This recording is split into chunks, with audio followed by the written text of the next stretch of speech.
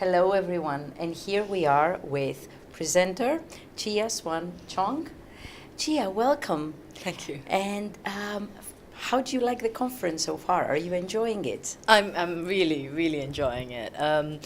It's just great to be able to not only learn a lot about our profession and to keep learning more, but also to meet familiar faces, to see old colleagues, old friends, make new friends, and hang out with people who have the same passions as you. I think it's wonderful. It is the greatest part of a conference. It is. I realized you had a presentation on Yes. Tuesday, if I'm not mistaken, and it was on a topic which is very important but not very, let's say, pronounced in conferences and in our teaching practice. Can you tell us a little bit about your presentation? I was talking about growth mindset in the staff room and professional development.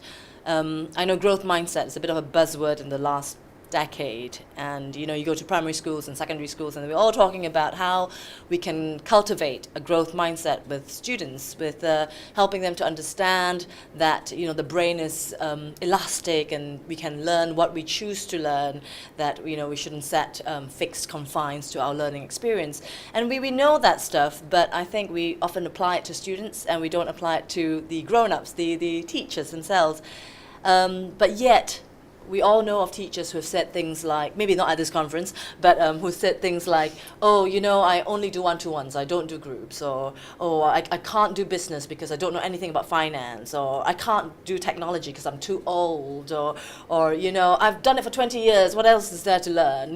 Things like that I find are very much of a fixed mindset, that that's what I can do and that's what I'm talented at doing, and I'm just going to stick to that and not go beyond my comfort zone. And I suppose if you come to a conference like that, you are interested in development, you're interested in stepping out of your comfort zone and learning more, and kind of promoting the concept that professional development doesn't stop just after one step, but it keeps going and going. That's why we call it continuing development.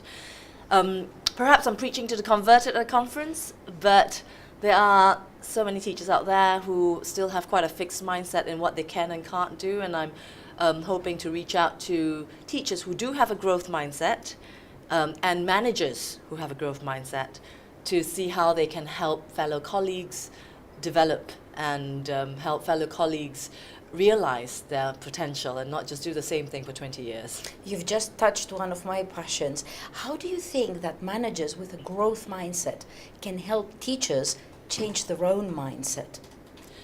I think ultimately, if you're going to change someone's mindset, you've got to have, if you want your students to have a growth mindset, it would be ironic if you had a fixed mindset. Impossible. And the same thing with managers, right? If you want your teachers to go and teach your the students a growth mindset, you as a manager needs to have that growth mindset of, we can all learn and we can all change, and instead of someone coming for a job interview and going, oh yeah, he's that sort of teacher, he can't change.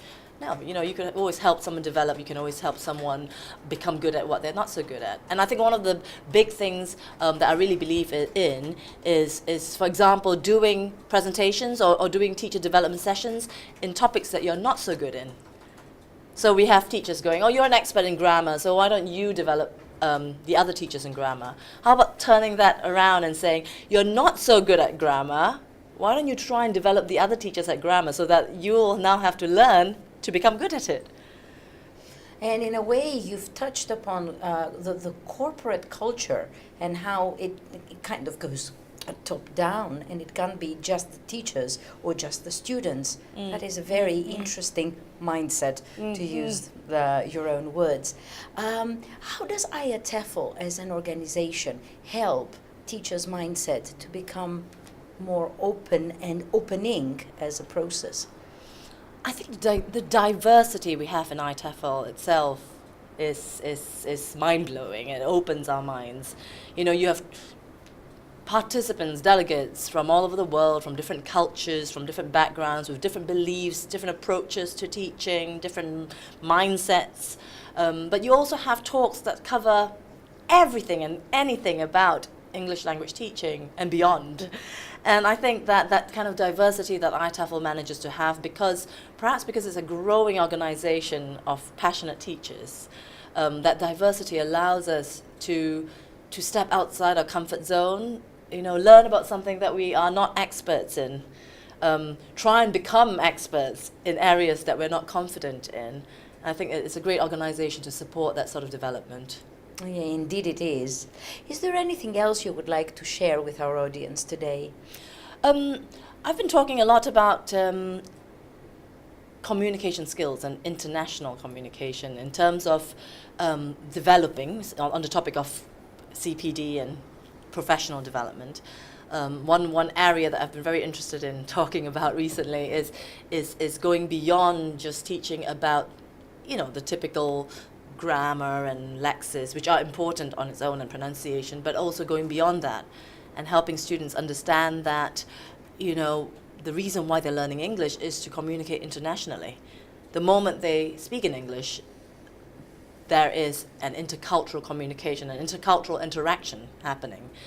And I just feel like there's so much more we can do to prepare our students to become more effective communicators, not just more accurate present perfect users, but more effective international communicators with the skills to deal with building rapport, detecting misunderstandings, dealing with conflict, receiving feedback, giving feedback, all those skills that I think are really important that needs to be dealt with, not just in business English, but in the general English classroom, and help us go beyond, just linguistics, but helping us to kind of embrace the world that now uses English as the global language.